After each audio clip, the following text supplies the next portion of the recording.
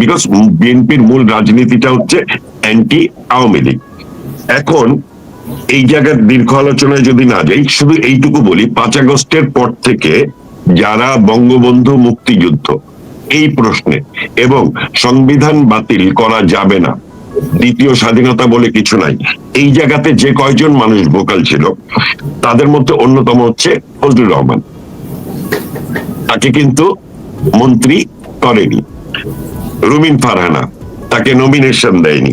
মির্জা আব্বাস, তাকে সান্ত্বনা পুরস্কার দেওয়া হয়েছে, কোনো মন্ত্রিত্ব দেওয়া হয়নি। মির্জা আব্বাস বিএনপি নেতাদের ভেতরে ঢাকা শহরের সবচেয়ে প্রভাবশালী নেতা।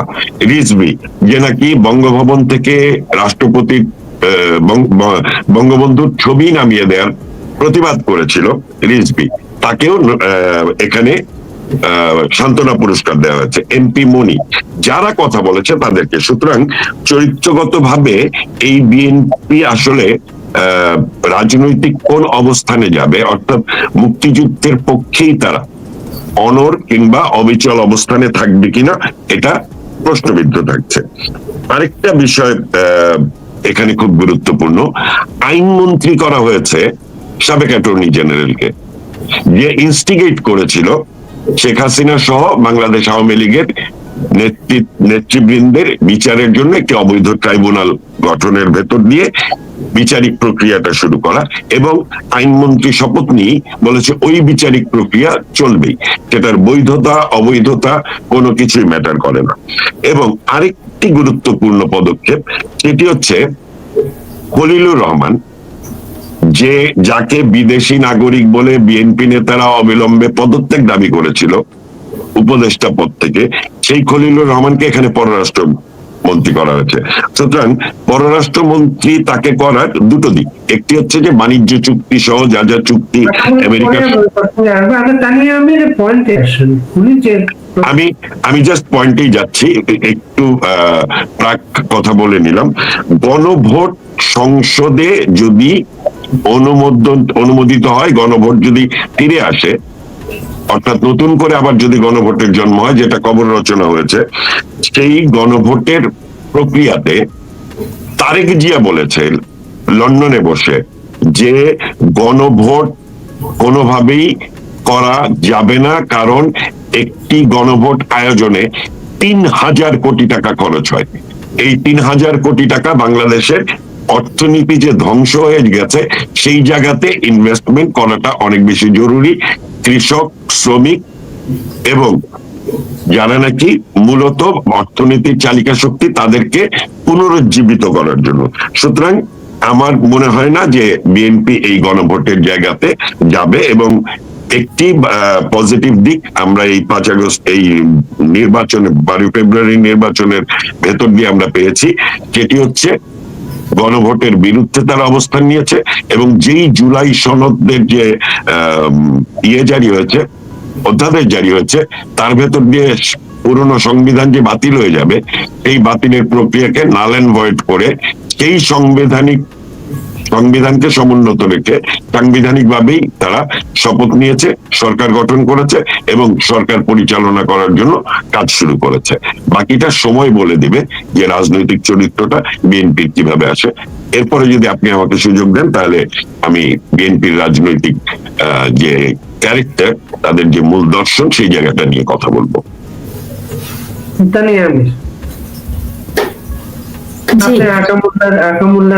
কোন জায়গাটা ক্যাচ করলেন?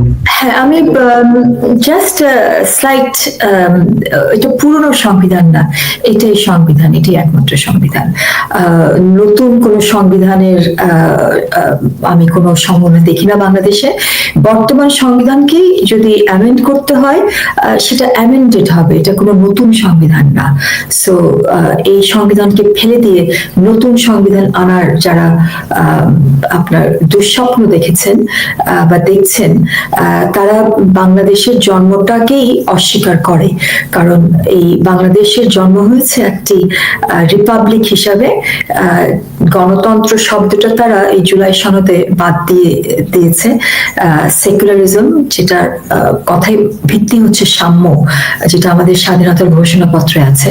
অর্থাৎ সেকুলারিজম আমাদের একেবারে 10ই এপ্রিলে যে প্রথম সংবিধান, যেটা সেখানেই বলা হচ্ছে যে the will of the people is supreme, সবার উপরে মানুষ সত্য, তার উপরে নেই। এই চেতনা, যেটা আমাদের বাঙালি ঐতিহ্য এবং বাঙালি সংস্কৃতির ভেতর দিয়ে আমাদের বাঙালি আপনার লিটারেচারের মাধ্যমে যে ভাবনা চিন্তাগুলার আবির্ভাব হয়েছে, সেটাই প্রতিফলিত হয়েছিল এই স্বাধীনতার ঘোষণাপত্রে, যে the will of the people is supreme.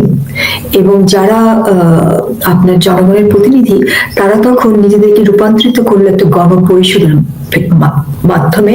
তারা বঙ্গবন্ধুর যে স্বাধীনতার ঘোষণা দেওয়া হয়েছিল 26শে মার্চ, সেটাকে তারা রাটিফাই করলো। রাটিফাই করে বলল যে এখানে সাম্য, মানবিক মর্যাদা এবং সামাজিক ন্যায় বিচার প্রতিষ্ঠা করার জন্য একটা অর্ডারলি গভর্নমেন্ট কিন্তু হেনতান গভর্নমেন্ট হলে হবে না, কেওটিক গভর্নমেন্ট হলে হবে না। আমরা যেটা ইউনিভার্সিটির বেলায় দেখেছি, একটা absolute chaos, Sarkar was chaotic, there was no rule of law. So এখানে একটা অর্ডারলি এবং জাস্ট গভর্নমেন্ট হতে হবে। তো তাহলে এইখানে আমাদের সাম্য এবং সকল ক্ষমতার মালিক জনগণ, যে will of the people is supreme, সেটাই প্রতিফলিত হয়েছে 72-এর সংবিধানে। এবং সেখানে বলা হলো সকল ক্ষমতার মালিক জনগণ। সো এটা হচ্ছে রিপাবলিকান ক্যারেক্টার। আমরা একটা রিপাবলিক রাষ্ট্রে, একটা মডার্ন নেশন স্টেটে জন্ম হয়েছে। আর যারা এই জুলাই সনদ করতে চাচ্ছে, যেখানে গণতন্ত্র শব্দ বাদ দিতে চাচ্ছে, সেকুলারিজম শব্দ বাদ দিতে চাচ্ছে, তাহলে তো আর সাম্য থাকলো না, will of the people is supreme থাকলো না। কারণ উইল অফ দ্য পিপল মানে ইচ অ্যান্ড এভরি গোষ্ঠী। আপনি দেখেন, আমার রাষ্ট্রের নাম হচ্ছে peoples republic of Bangladesh. People তো ইংরেজিতে একটা প্লুরাল শব্দ, তাহলে এস কেন আসলো, পিপলস কেন আসলো? কারণ এটা কোনো একটা বিশেষ গোষ্ঠী না। হিন্দু, মুসলিম, বৌদ্ধ, খ্রিস্টান, আপনার পাহাড়ি, আদিবাসী, ছোট নৃগোষ্ঠী যারা আছে, সবাইকে মিলে, that is what is peoples republic. People বললেই তো হতো। এবং এটা অ্যাপোস্ট্রফি এস না, পিপলের পরে অ্যাপোস্ট্রফি এস দিয়ে পিপলস না, এটা without apostrophe s, peoples republic of Bangladesh. তার মানে সব মানুষের, আমার রাষ্ট্রের নামটাই তো হচ্ছে এটা। এবং সেখানে আপনার বাংলাদেশের যারা নাগরিকে বৈষম্য করা যাবে না। সো এখানে তারা চেষ্টা করছে যে সেকুলার শব্দ বাদ দিয়ে, এই জুলাই আন্দোলনই হয়েছিল বৈষম্য বিরোধী আন্দোলন, সাম্যর জন্য। কিন্তু এখানে প্রতারণা করে তারা যে জায়গায় নিয়ে যাচ্ছে, যে সংবিধান ফেলে দেবে, এই কথা তো জুলাই আন্দোলনে বলা হয়নি। এবং এইখানে যে আপনার বৈষম্য ইন্ট্রোডিউস করা হচ্ছে, ধর্মভিত্তিক বৈষম্য, লিঙ্গভিত্তিক বৈষম্য, সেই কথাটা কিন্তু আপনার আমার সংবিধানের সঙ্গে একেবারে সাংঘর্ষিক। সো এখানে গণতন্ত্র শব্দ তারা বাদ দিচ্ছে, সেকুলারিজম শব্দ বাদ দিচ্ছে, বাঙালি জাতীয়তাবাদ বাদ দেওয়ার পায়তারা হচ্ছে, এখানে ধর্মভিত্তিক জাতীয়তাবাদ আনার চেষ্টা হচ্ছে। এবং এটা একটি বিশেষ ধর্ম, যেখানে আবার বৈষম্য থাকছে না।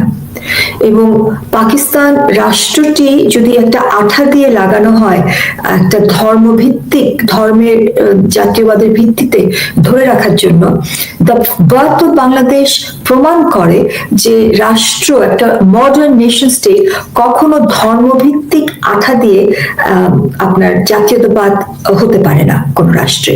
তাহলে তো দেশের রিয়েলিটিটা হচ্ছে, যারা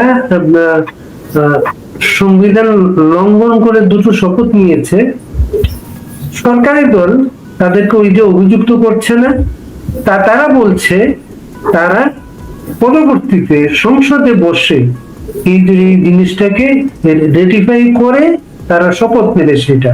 আরেকটা বিষয় হচ্ছে আমি ফলো করলাম না, কে রাটিফাই করে কি শপথ নেবে আমি বুঝলাম না। বিএনপি বলছে তারা এই শপথটা নিবে এখন না, আগামীতে এই গণভোটের বিষয়টাকে সংবিধানে পাশ করিয়ে নিয়ে তারপর তারা শপথ নেবে। আমি কিন্তু সেই সাউন্ড বাইট পাইনি যে তারা এটা করবে। তারা বলেছে এটা তখনই হয় এই এই এই ধাপগুলা পার হওয়ার পরে, তারপরে যদি এটা আপনার পার্লামেন্ট করে তখন দেখা যাবে। আপনি যেটা বলছেন যে এই আসনগুলো শূন্য হয়ে গেছে, এই আসনগুলোতে আওয়ামী লীগকে সহ উপনির্বাচনের কথা বলছেন, যেখানে আওয়ামী লীগের নিবন্ধন বাতিল করা হয়েছে, দল হিসাবে কার্যক্রম স্থগিত রাখা হয়েছে, তাদেরকে নির্বাচনে অংশগ্রহণ করতেই দেওয়া হয়নি। আপনি কিভাবে আশা করেন তাকে এই সুযোগটা দেওয়া হবে? আমি তো এখানে আশা বা নিরাশার জায়গায় নেই। আমি সিম্পলি বলছি যেটা, যে এটা আপনি যেটা বললেন সেটা করেছে ইউনূস সরকার, রাইট? সো এখন আমাদের একটা রাজনৈতিক নির্বাচিত সরকার আছে। তো ইউনূস সরকারের যেই আপনার নোংরা কাজ, তার দুর্গন্ধ একটা নির্বাচিত সরকার তো নিতে হবে, এমনটি তো হতেই হবে, এমনটি তো আপনার প্রত্যাশিত না। এবং তারা বিবেচনা করতে পারেন যে যদি বাই ইলেকশন, যেহেতু বাই ইলেকশন হওয়ার প্রয়োজন, সেখানে তারা একটা ইনক্লুসিভ নির্বাচন যদি করেন সব দলকে নিয়ে, তাহলে তো তাদের সুনাম বাড়বে, কমবে না। এবং সেকেন্ডলি, রাজনৈতিকভাবে বিএনপি স্বার্থটা যদি আমি দেখি বিএনপির প্রেক্ষিত থেকে, হ্যাঁ, এবং আমি ইনভাইট করবো আমাদের দর্শকদেরকেও বিএনপির প্রেক্ষিত থেকে জিনিসটা দেখা। So how it benefits them, কারণ এখন যেখানে 78 আসন আছে, তারা কিন্তু বিএনপির উপরে উল্টা প্রেশার দিচ্ছে যে তোমরা ওয়াদা ভঙ্গ করেছো, যে কথাটা আপনি বললেন যে তোমাদের তো এই শপথ নিতে হবে, রাইট? আমাদের এই আইনি বিশ্লেষণের পরে প্রেশারটা কিন্তু এখন উল্টে গেল। Pressure is no longer with BNP. এখন তাদের আসন নিয়ে টানাটানি, এবং তাদের আসন from a jurisprudential and constitutional perspective, it is already fallen vacant. So এখানে বিএনপি প্রেক্ষিত থেকে এই অপোজিশন যেটা আছে 78, এটা যদি ছত্রভঙ্গ হয়ে যায়, এখানে যদি অন্য দলও প্রবেশ করে, তাহলে তো বিএনপির উপরে একটা একক দল এরকম প্রেশার বা এই জোট এরকম প্রেশার দিতে পারবে না। সো ফ্রম দ্যাট পার্সপেক্টিভ, শুধু এই বিষয়ে না, সামনে অনেক বিষয়ে স্মুথ রানিং অফ দ্য গভর্নমেন্টের জন্য তারা চাইবে যে ন্যূনতম কোনো বিষয়ে বিরোধী দল এবং সরকারি দল একই অবস্থানে থাকবে। এটা আপনার গণতন্ত্রের জন্য মৌলিক বিষয়গুলোতে, রাষ্ট্রের ভিত্তির বিষয়গুলোতে, এটা আপনার মৌলিক যে প্রশ্নগুলো, যেগুলো মীমাংসিত প্রশ্ন, সেই প্রশ্নগুলো বারংবার বছর পর বছর, 25 বছর পরেও পুনরাবৃত্তি হওয়াটা কোনো গণতন্ত্রের জন্যই ভালো না, এবং কোনো সরকারের জন্য এটা প্রত্যাশিত না। So now from BNP's perspective it makes sense। এবং আপনার দ্বিতীয়ত, বিএনপি নিজেও তো এই 78 আসন থেকে কিছু আসন নিজেরাও নিতে পারেন, সে সম্ভাবনা তো আছে। So what has BNP got to lose? তাদের তো হারাবার কিছু নেই, কারণ এই 78 সিট তাদের নাই। তারা একটা ইনক্লুসিভ নির্বাচন দিয়ে যেই অন্যায় ইউনূস সরকার করেছিল, যে কারণে এই নির্বাচনটাকে দেশে বিদেশে সকলেই বলছে এটা ফল্টি নির্বাচন। কিন্তু দিস ফল্ট ইজ নট বিএনপির তো দোষ না, ফল্ট না, ইটস আ ফল্টি নির্বাচন। আমি এই নির্বাচনকে অবৈধ বলবো না, ইউনূস সরকারের বৈধতা নিয়ে অনেক প্রশ্ন আছে, কিন্তু নির্বাচন কখনোই অবৈধ বলা যাবে না, কারণ নির্বাচন একটি সাংবিধানিকভাবে স্বীকৃত একটা প্রক্রিয়া। তবে গণভোট হচ্ছে অবৈধ, এটা সংবিধানের কোনো স্বীকৃতি পরবর্তী প্রক্রিয়া না, এটা সংবিধানের বহির্ভূত। So it is ultra vires to the constitution. So এখানে আপনার সেই সম্ভাবনা আমি দেখি, এবং রাজনৈতিক প্রজ্ঞা ডিকটেট করে যে বিএনপি এটা নিশ্চয়ই বিবেচনা করতে পারে। থার্ডলি অ্যান্ড নট লিস্ট, এই যে আমাদের আওয়ামী লীগ বিএনপি যে একটা জিঘাংসা চলেছে এত বছর ধরে, সেটা কিন্তু জনগণ আর চাচ্ছে না। সো এখানে আপনার মুক্তিযুদ্ধের সপক্ষে যে দলগুলো আছে, এই জিঘাংসা উত্তোলন করে ন্যূনতম বিষয়গুলোতে দেশের মানুষ, রাষ্ট্র চাচ্ছে যে এখানে আপনার ন্যূনতম বাংলাদেশের ভিত্তি, বাংলাদেশের মুক্তিযুদ্ধের যে বিষয়গুলো, সেখানে একটা আপনার রাজনৈতিক মীমাংসিত ইস্যুগুলোতে একটা রাজনৈতিক কনসেনসাস আশা করছে মানুষ। সো এই প্রত্যেক দিক থেকেই আমি দেখছি না হাউ এটা বিএনপির বেনিফিট ছাড়া কোনো আমি লস দেখছি না। আর ডেফিনেটলি এটা আপনার একটা ইনক্লুসিভ নির্বাচন হলে, যেটা অলরেডি আকামুল্লাহ সাহেব বললেন, যে এটা আপনার একটা সুগম রাস্তা, যার মাধ্যমে আওয়ামী লীগ আবার রাজনীতিতে প্রবেশ করতে পারে। এবং সাধারণ মানুষ, আমি মূলত এটা দেখি আওয়ামী লীগের অধিকারের চাইতেও যেটা আরো বড় আমার কাছে, সেটা হচ্ছে 35 থেকে 40% মানুষ যে মার্কায় তারা ভোট দেয়, এটা কাদের অধিকার। সো সাধারণ মানুষ, তাদের পুনরুদ্ধার হবে তাদের অধিকার। তারা যে মার্কায় ভোট দিতে অভ্যস্ত, বা যারা নতুন ভোটার, যারা নৌকায় ভোট দিতে চায়, তাদের সেই সুযোগটা থাকবে। এই সুযোগটা থেকে যখন আপনি জনগণকে, ভোটারদেরকে বঞ্চিত করছেন, তখন এটাকে আপনার টু দ্যাট এক্সটেন্ট এটাকে গ্রহণযোগ্য নির্বাচন বা একটা ফল থেকে যে ফলটি নির্বাচন, এবং সেই দায়ভার তো বিএনপিকে দেওয়া যাবে না। এই দায়ভারটা হবে আপনার ডেফিনেটলি ইউনিট সরকারের। ধন্যবাদ। আকামুল্লাহ তানি আহমেদ চমৎকার পয়েন্ট আউট করলেন যে দুঃশাসন যে ইউনিসের ছিল সে এখন নেই, এই দায়িত্বটা বিএনপির, এবং আওয়ামী লীগ বিএনপির যে দীর্ঘদিনের যে সম্পর্ক, এটা আর মানুষ আর দেখতে চাচ্ছে না। আপনি কিভাবে দেখেন বিষয়টাকে? ধন্যবাদ।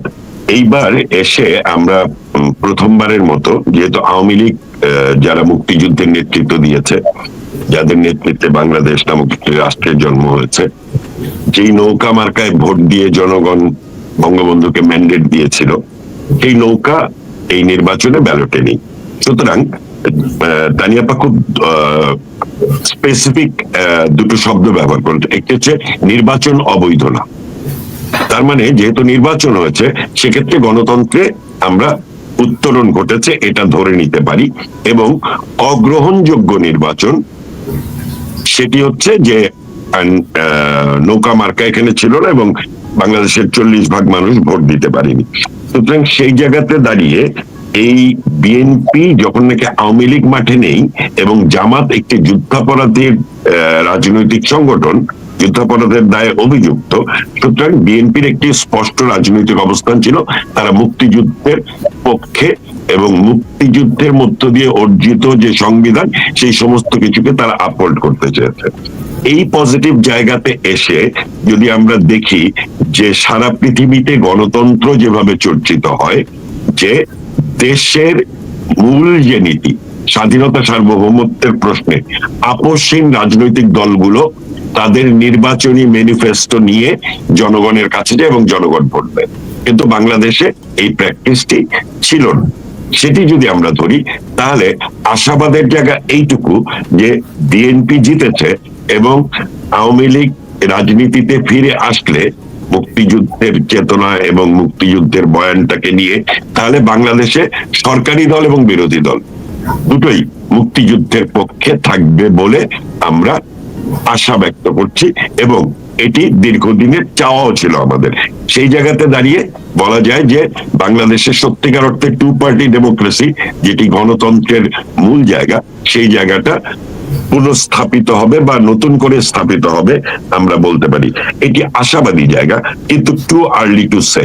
কারণ বিএনপি যখনই আওয়ামী লীগের মুখোমুখি হবার চেষ্টা করেছে, ভোটার পার্সেন্টেজে যেহেতু কখনোই আওয়ামী লীগের চেয়ে বিএনপি এগিয়ে ছিল না, তারা জয়ের জন্য কিন্তু জামাতের সঙ্গেই জোট করেছে। এইবার তারা মুখোমুখি হয়েছে আওয়ামী লীগ নাই বলে নির্বাচনে।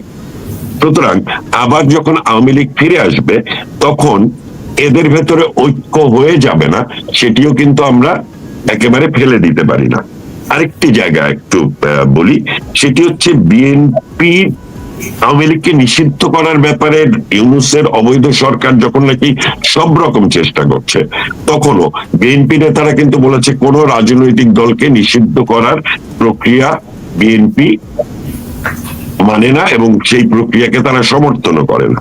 এবং যে আইনমন্ত্রী হয়েছে, যে অ্যাটর্নি জেনারেল ছিল, জামাতের একজন আইনজীবী যখন হাইকোর্টে রিট করে বাংলাদেশ আওয়ামী লীগকে নিষিদ্ধ করার জন্য, তখন অ্যাটর্নি জেনারেল কিন্তু রাজনৈতিক দল হিসেবে আওয়ামী লীগকে নিষিদ্ধ না করার ব্যাপারে অবস্থান নিয়েছিল। এবং পরবর্তীতে ইউনূস কিন্তু একটি প্রজ্ঞাপন জারি করে যে আওয়ামী লীগের রাজনৈতিক কর্মকাণ্ড নিষিদ্ধ সাময়িকভাবে। সুতরাং আওয়ামী লীগ কিন্তু রাজনৈতিক ভাবে নিষিদ্ধ নয়। আইনি প্রক্রিয়ার যে অধ্যাদেশটা হচ্ছে তারেক জিয়ার কথা অনুযায়ী, যে আওয়ামী লীগের প্রশ্নে যে কথাটি তিনি বলেছেন সেটা হচ্ছে কি আইনি প্রক্রিয়া প্রচলিত আইনে হবে। চলুন, প্রচলিত আইনে আওয়ামী লীগ ফিরে আসবে। ফিরে আসার পরে এই নির্বাচনে যেই সংসদ সদস্য পদগুলো ফাঁকা হলো, সেই সংসদ সদস্য পদেই আওয়ামী লীগ যদি ভোট দিতেও পারে, তাহলেও বাকি 219টি আসনে ভোট দিতে যে পারলো না, সেই অধিকারের জায়গা থেকে কিন্তু বাংলাদেশের প্রায় 70% মানুষের ভোটাধিকার কিন্তু প্রতিষ্ঠিত হলো না। সুতরাং আওয়ামী লীগের প্রাসঙ্গিকতা হচ্ছে আওয়ামী লীগ রাজনীতিতে ফিরে আসবে, যে নির্বাচনটি হয়েছে এটি বাতিল হবে এবং তত্ত্বাবধায়ক সরকারের অধীনে একটি নতুন নির্বাচন হবে, সেই নির্বাচনে অংশগ্রহণমূলক হবে। এবং আশাবাদের জায়গা, যেটি তানিয়া আপা বলেছেন, যে বাংলাদেশের রাজনীতিতে রাজনৈতিক শিষ্টাচার এবং বিরোধী রাজনৈতিক দলের দমন পীড়নের যে রাজনীতিটা ছিল সেটির অবসান ঘটবে। কামালকে বলতে চাচ্ছেন এইভাবে শূন্য আসনে কয়েকটা সিটে ইলেকশন না, পুরো নতুন নির্বাচনে আওয়ামী লীগ ক্ষমতায় আসতে চায়?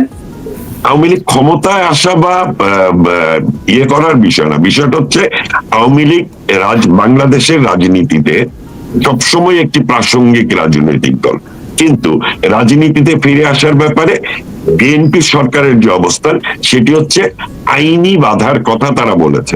তাহলে আইনগতভাবে হাইকোর্ট এই প্রস্তাবে, এই বিশ্লেষণে আপনি কি একমত না? না, অবশ্যই একমত, কিন্তু সেই অংশগ্রহণের ভেতর দিয়ে খুব সামান্য অংশের ভোটাধিকার প্রাপ্ত হবে, যাদের ভোটাধিকার বাতিল করা হয়েছে গত নির্বাচনে, যারা ভোট দিতে পারেনি। ওই সামান্য অংশ নিয়ে বাংলাদেশ আওয়ামী লীগের এই বিশাল ভোট ব্যাংক আসলে কি তারা গণতন্ত্রের অংশ হতে পারলো? গণতন্ত্র যদি সকলের অংশগ্রহণে হয়, তাহলে এই 69টি আসনে অংশগ্রহণের ভেতর দিয়ে খুব অল্প সংখ্যক নাগরিকের অংশগ্রহণ মানে কিন্তু বাংলাদেশের সকল নাগরিকের অংশগ্রহণ নয়। এবং এই যে পিপলস, ব্যারিস্টার তানিয়া মীরের ব্যাখ্যার ভেতরে না অসংখ্য জিনিস যা আমাদের সামনে থাকে কিন্তু আমরা দেখতে পাই না। যেমন পিপলস, এই নামটার সঙ্গেই কিন্তু সকলের অংশগ্রহণ এবং সকল মানুষের কি বলে এটাকে সংযুক্ত করার প্রক্রিয়াটা কিন্তু নামের ভেতরেই আছে। আর আরেকটি কথা বলেছেন যে ইসলামকে দিয়ে একটি বর্ডার করা।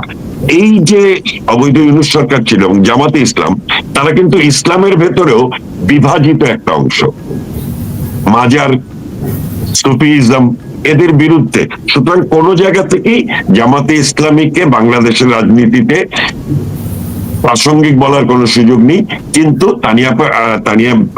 তানিয়া মীরের সঙ্গে আমি এ বিষয়ে একমত যে ন্যূনতম সুযোগ তৈরি হলেও আওয়ামী লীগ হয়তো সেই জায়গাতে যাবে, কিন্তু সত্যিকার অর্থে বাংলাদেশে গণতন্ত্র প্রতিষ্ঠিত হওয়ার জন্য, গণতন্ত্রকে স্থায়ী করার জন্য আপনার একটি পুনর্নির্বাচন হওয়াটাই আসলে আমাদের কাছে, আমাদের জায়গা থেকে এটি একদম অন্যতম দাবি কিংবা চাওয়া বলতে পারেন।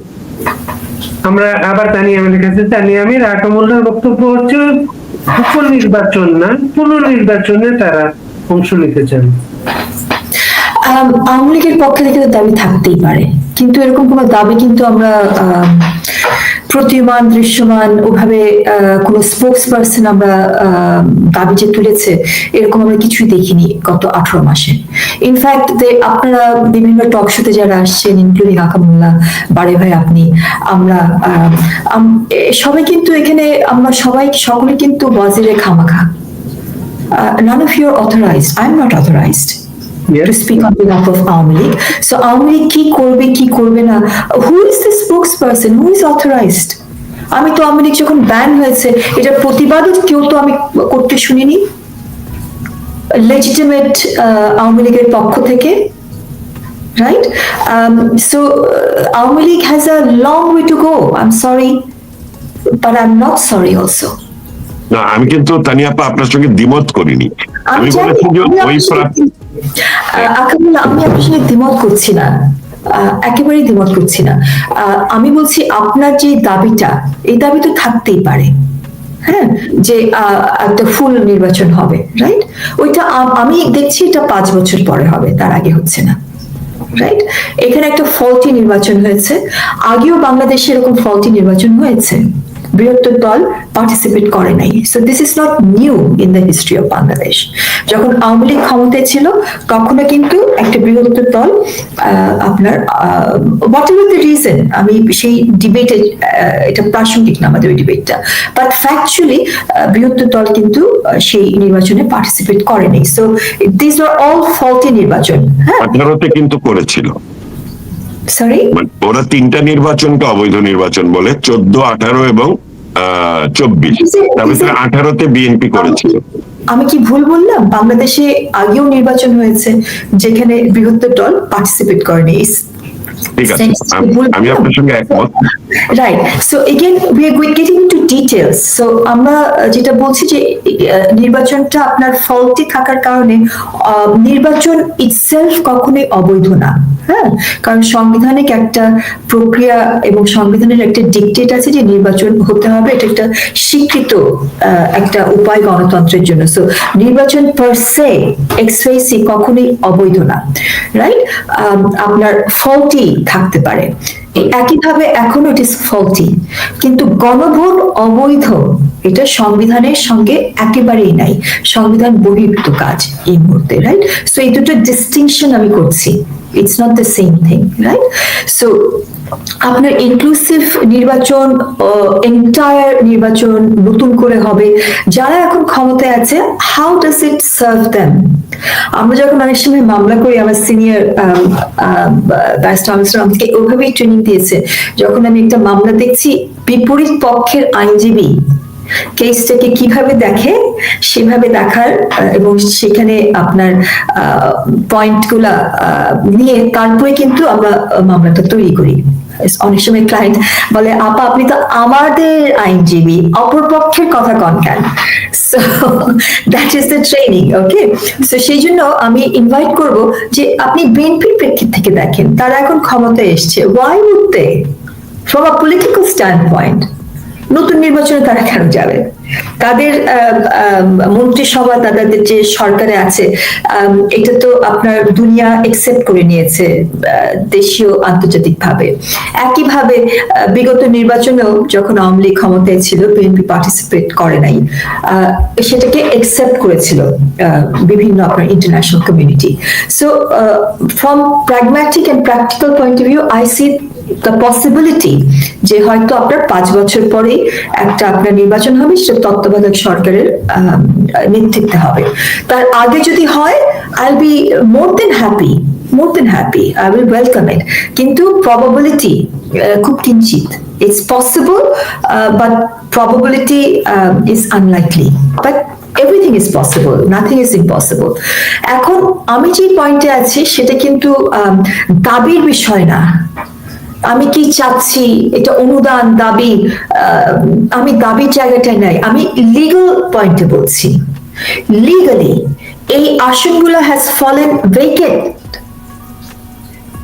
দ্বিতীয় শপথ নেওয়ার সাথে সাথে প্রথম শপথ ইজ নাল এন্ড ভয়েড, এটা সাংঘর্ষিক। So as per law, as per constitution, আপনার তাদের এমপি গিরি the office of MP in respect of the 78 seats have fallen vacant. যখন আপনার vacant হয়ে যায় তখন as per law and constitution কি করতে হয়, সেখানে বাই ইলেকশন করতে হয়। সেই বাই ইলেকশনটা কিন্তু ইউনূস সরকার করছে না, যে আওয়ামী লীগকে ব্যান করেছে। এই বাই ইলেকশন করবে কে? বিএনপি সরকার। বিএনপি সরকার যদি বাই ইলেকশন করে, it is in their interest to include, because এটা তাদের উপরে এখন দায়িত্ব পড়তে গেছে, এটা এখন বর্তমান সরকারের দায়িত্ব বাই ইলেকশন করার, অ্যাজ সুন এজ আপনার এই পোস্টগুলো যখন হ্যাজ ফলেন ভেকেন্ট। সো এখানে দাবির জায়গায় দাবি নাই, এটা রাজনৈতিকভাবে দাবি থাকতেই পারে, আওয়ামী লীগের পক্ষ থেকে দাবি থাকবে না কেন, থাকুক, এটা এখানে কোনো হার্ম নাই, বাট এটা দাবির জায়গা না, এটা একটা দায়িত্বের জায়গায় চলে এসছে। ওকে, সো সেখানে বিএনপি আমি বলবো যে বিবেচনা করবে নিশ্চয়ই, যে কোনো একটা রিজনেবল সরকার, একটা রাজনৈতিক সরকার, একটা ইলেক্টেড সরকার, তারা এখানে যেই দোষটা ইউনূস সরকার করেছিল যে আওয়ামী লীগকে ব্যান করেছে, সেই ব্যানটা তারা লিফট করতেই পারে, লিফট করে। এবং আমরা দেখেছি যে ইলেকশনের হওয়ার পর পরে বিভিন্ন এলাকার এমপিরা আওয়ামী লীগের যে অফিসগুলো বন্ধ হয়েছিল সেই অফিসগুলো কিন্তু তারা খুলে দিয়েছে। সো এবং ভেরি ইন্টারেস্টিং, এই 78 আসনগুলো কিন্তু মোস্টলি আমাদের বর্ডার এরিয়াতে, রাইট? বাংলাদেশের ভেতরে চাই তো এটা আপনার হ্যাঁ নর্থ ওয়েস্ট বর্ডার মোস্টলি, তাই না? এদিকেও কিছু আছে। সো এই বর্ডারের যে সিটগুলো is very very important Jio political কারণেও, এবং সেখানে আমাদের স্মাগলিং এর বিষয় থাকে, এইখানে আপনার ট্রেড এবং ইনক্লুডিং যেটা বললাম স্মাগলিং, ইলিগাল ট্রেডের বিষয় থাকে, নারী পাচার, শিশু পাচার, এবং আপনার রিজিওনাল স্টেবিলিটির জন্য ইট ইজ ভেরি ইম্পর্টেন্ট এই আসনগুলা। তো সেখানে যদি ইনক্লুসিভ নির্বাচনে এখানে যদি আপনার একটা ইনক্লুসিভ ইলেকশন যদি হয়, সেখানে তো আমার মনে হয় বিএনপি প্রশংসিত হবে, এবং তখন আপনার নৌকা প্রতীক সহ অন্যান্য প্রতীকও যখন থাকবে, তখন জনগণের যেই পার্টিসিপেটরি ইলেকশন থেকে, ভোটের অধিকার থেকে বঞ্চিত হয়েছে, তারা টু এন এক্সটেন্ট এটাকে রিকভার করতে পারবে। 100% রিকভার করার দায়িত্ব কিন্তু এখনো বিএনপির আসে নাই, এই দায়িত্বটা বর্তায় নাই। এই দায়িত্বটা ডেফিনেটলি বর্তাবে আপনার টেনিউর যখন তাদের শেষ হবে। তাদের দায়িত্ব বর্তবার আগে বিএনপি যদি আপনার নিজেদের থেকে সুমোটো একটা যদি মিড টার্ম ইলেকশন করে, সেটা কিন্তু তাদের ডিসক্রেশন, এটা আইনি কোনো বাধ্যবাধকতা নেই। তবে 5 বছরের ঠিক আগে এই আইনি এবং সাংবিধানিক বাধ্যবাধকতা আছে। আর এখন যেটা বলছি, এটাও এখন আইনি বাধ্যবাধকতা। সো যখনই আপনার এই MP office of the MP এই 78 আসন, since it is fallen vacant, এখানে there is a duty, a constitutional duty to hold আপনার এখানে বাই ইলেকশন। সো সেই জায়গাটায় টু দ্যাট এক্সটেন্ট এই আপনার বিবেচনার জন্য রাজনৈতিক প্রকার প্রেক্ষিতে বিএনপি এটা বিবেচনা করতেই পারে। সো সেটাই আমি বলছিলাম। আর রাজনৈতিক দাবি তো থাকতেই পারে, কিন্তু দাবি থাকলে যে একটা করসপন্ডিং কনস্টিটিউশনাল ডিউটি আছে তা কিন্তু না, রাইট? বাট কনস্টিটিউশনাল ডিউটি আছে এই মুহূর্তে in respect of 78 seats. So that is the distinction. আর আপনার আওয়ামী লীগ তো দাবি করতেই পারে, এটা তো অন্যায্য দাবি হবে না সেই দাবিটা করলে, যে আমরা এইটা কিওর চাই প্রত্যেকটা আসনে। এবং সেটার আগে আমার মনে হয় আওয়ামী লীগের স্ট্র্যাটেজিক ভাবে এখানে আরো অনেক কিছু করার আছে, শুধু ওই দাবি না। আপনার তাদেরকে যে ব্যান করলে এই ব্যানটা ভিত্তি ছিল কিনা, তারপরে অনেক রাজনৈতিক তো অনেকগুলা মাইলেজ নেওয়ার মতো ইস্যু আছে।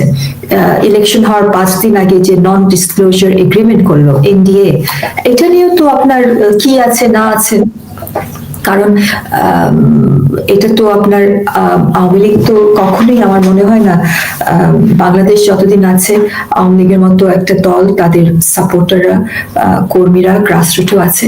এবং এবারও বিএনপির নির্বাচনে যে ওভারওয়েলমিং একটা ল্যান্ডস্লাইড হয়েছে, আমার মনে হয় BNP will be mindful about that. এটি কিন্তু শুধু বিএনপির নিজস্ব ভোটারদের কারণে এই ল্যান্ডস্লাইড হয়নি। যারা সাধারণত নৌকায় ভোট দেন তারা নিজেরা হয়তো একটা ক্যালকুলেশন করেছেন যে জামাত এবং বাংলাদেশ মুক্তিযুদ্ধ বিরোধী এই চক্রকে ঠেকাবার জন্য তারা অনেকেই হয়তো ধানের শীষে ভোট দিয়েছেন। So this is also reality. তো সেই কারণেই এই আওয়ামী লীগ বিএনপির যেটা আমি বলছি, এই এই যে একটা বৈরতা, আপনার এই জিঘাংসা এত বছর চলে আসছে, এটার থেকে পরিত্রাণ চায় জনগণ, মানুষ এটার থেকে মুক্ত হতে চায়। And this may be a way forward.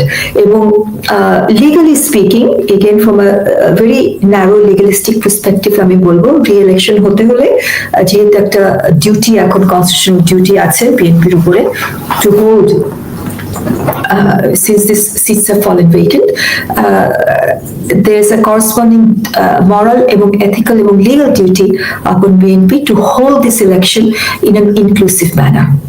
So সেটা আমি বলবো যে একটা লিগ্যাল এবং মরাল অব্লিগেশন আছে বিএনপির উপরে। Thank you Tania ma'am. আমরা আকামের লাস্ট কমেন্টটা সংক্ষেপে বলবেন একদম। একটু মানে জাস্ট মত পার্থক্যের জায়গা থেকে কথাটা বলতে চাই। সেটা হচ্ছে এই নির্বাচনে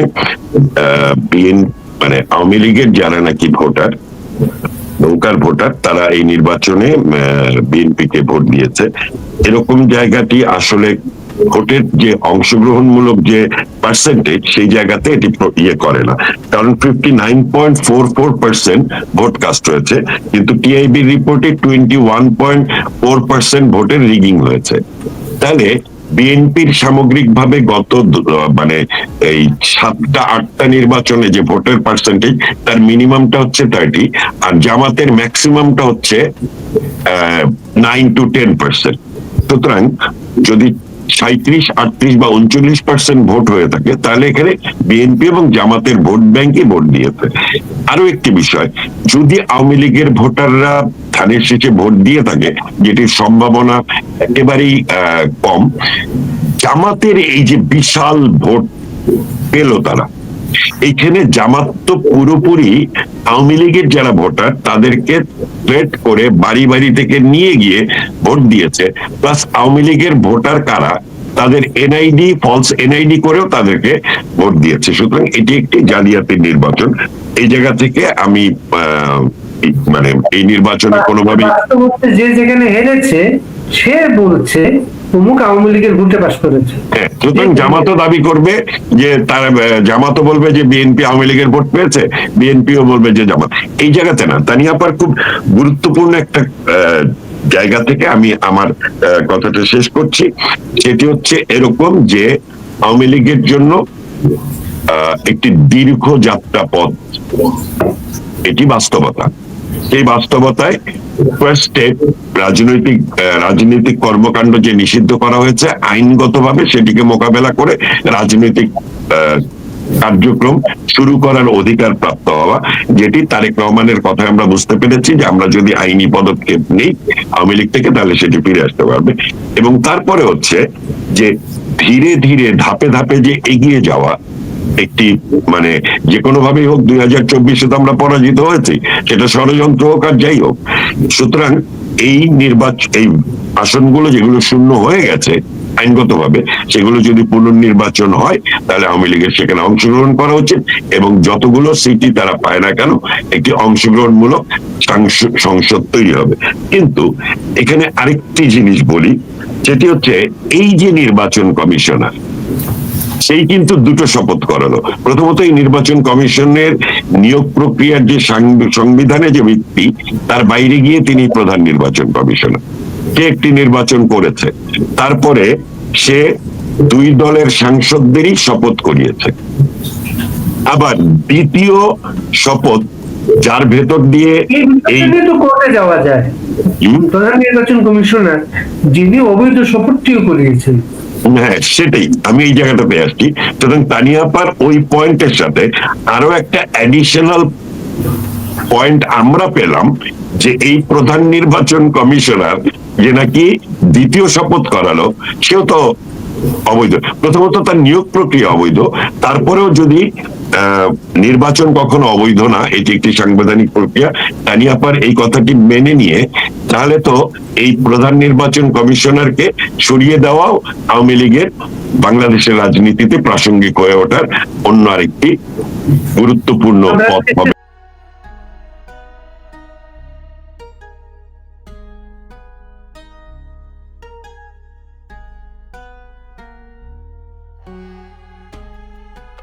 জন্য।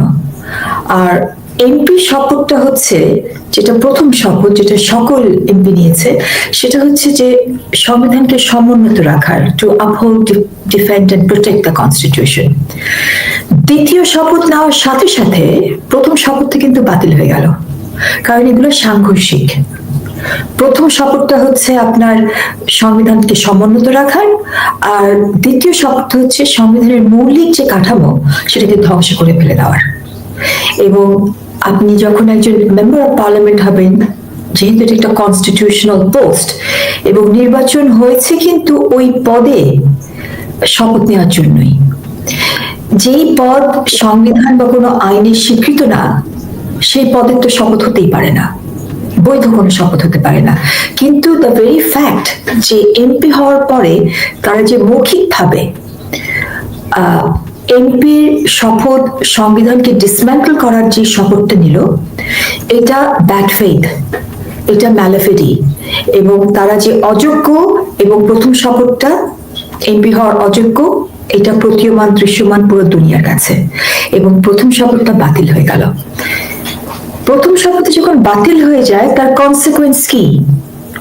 কনসিকুয়েন্স হচ্ছে এই 78 সিটে যারা বিরোধী দলে আছে, আমি অনেক ইন্ডিপেন্ডেন্টরা শপথ নেয়নি, তারা কিন্তু তাদের এই সেন্সটা ছিল, তারা ওয়াকআউট করেছে, বিএনপিও ওয়াকআউট করেছে। এবং বিএনপি কেন এই শপথ নিয়ে নিজের অবস্থানকে নড়বড়ে করবে?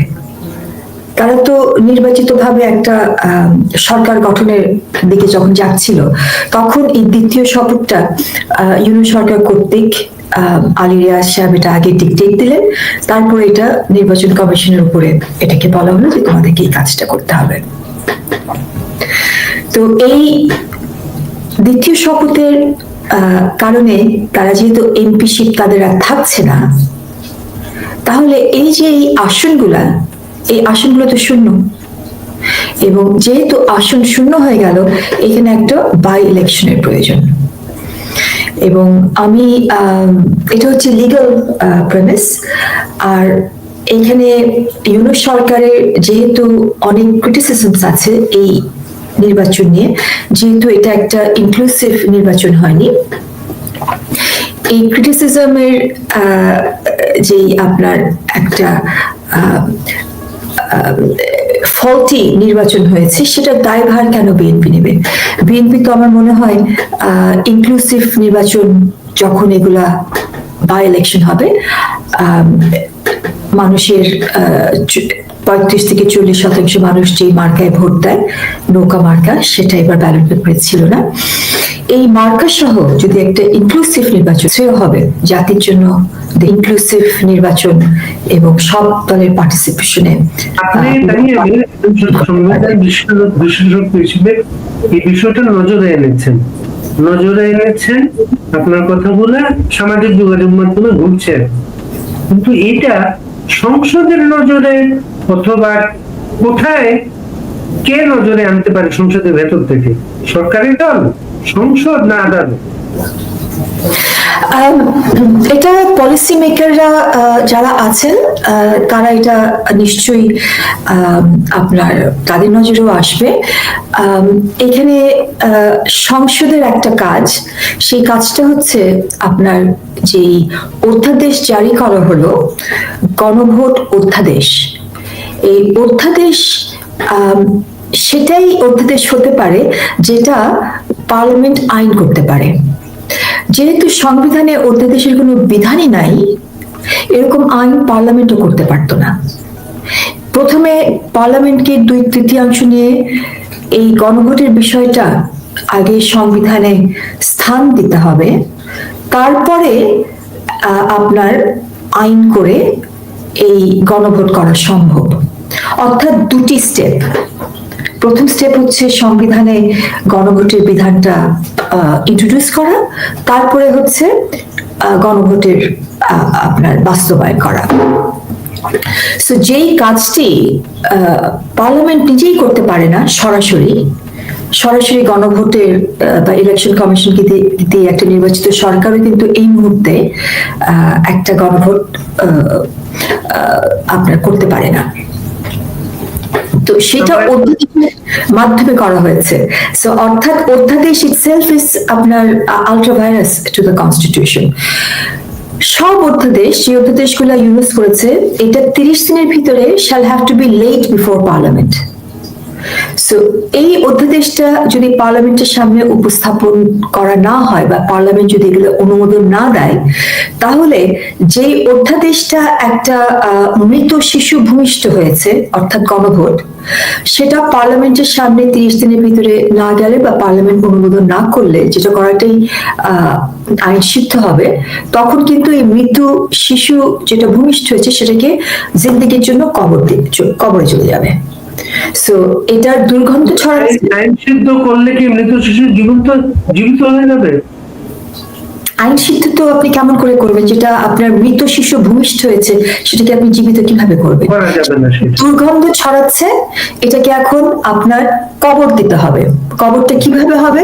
আপনি পার্লামেন্টের কথা বললেন, এই 30 দিনের ভিতরে যখন এই পার্লামেন্টে এটা লেট বিফোর পার্লামেন্ট হবে না বা পার্লামেন্ট অনুমোদন করবে না, তখন এই গণভোট অধ্যাদেশ আপনার এই যেটা মৃত সেটাকে কবর হয়ে গেল। এটা পার্লামেন্টের কাজ। আমি মনে করি এখানে সরকারেরও কাজ আছে, প্রশাসনের। তাদের তুলিয়ে দেখা উচিত যে এই ব্যালট পেপারগুলো কোনো নাম্বার ছিল না কেন, এই ব্যালট পেপারের ভিতরে একটা টিক মার্ক কেন ছিল হ্যাঁ ভোটের পাশে, ক্রস মার্ক কেন ছিল না ভোটের পাশে। কারণ যে কোনো ব্যালট পেপারে যদি এটা ভোটারকে প্রভাবিত করার জন্য যদি কোনো রকমের কোনো চিহ্ন বা মার্ক থাকে, তাহলে সেই ব্যালট পেপার কিন্তু আপনার নাকচ হয়ে যাবে। সেই ব্যালট পেপার হচ্ছে একটা ডিসকোয়ালিফাইড ব্যালট পেপার, তাই না? একটা ডিসকোয়ালিফাইড ভোট হিসেবে এটা গণ্য হবে। এটা কার বুদ্ধিতে, কার নির্দেশে এই জিনিসগুলো হলো? কোন বিজি প্রেসে যদি গিয়ে থাকে এটা কার নির্দেশ ছিল, তারপর এটা ইলেকশন কমিশনের মাধ্যমে কাজগুলো হয়েছে কিনা। এবং আপনার সাধারণ ভোটের চাইতে গণভোটের সংখ্যা কিন্তু 7-8 লাখ বেশি। এটা আলী রিয়াজকে প্রশ্ন করা হয়েছিল সাংবাদিকরা, উনি যথাযথ কোনো স্যাটিসফ্যাক্টরি উত্তর দিতে পারেনি। উনি বলেছেন কোনো জায়গায় হয়তো সাধারণ ভোটে ভোট না দিয়ে ভোটাররা কেবলমাত্র গণভোটে ভোট হয়েছে এবং 3-4টা কনস্টিটিউয়েন্সিতে এখনো নির্বাচন হয়নি। সেই নির্বাচন হলে দেখবেন দুটোই ট্যালি হয়ে যাবে। সো এটা তো একেবারে আপনার ভ্রান্ত কথা। কারণ ওই 2-3টে আসনে যদি এখন নির্বাচন হয়, তাহলে আনুপাতিক হারে সাধারণ ভোটের সংখ্যাও বাড়বে, গণভোটের ভোটের সংখ্যাও বাড়বে, যদি আরো গণভোট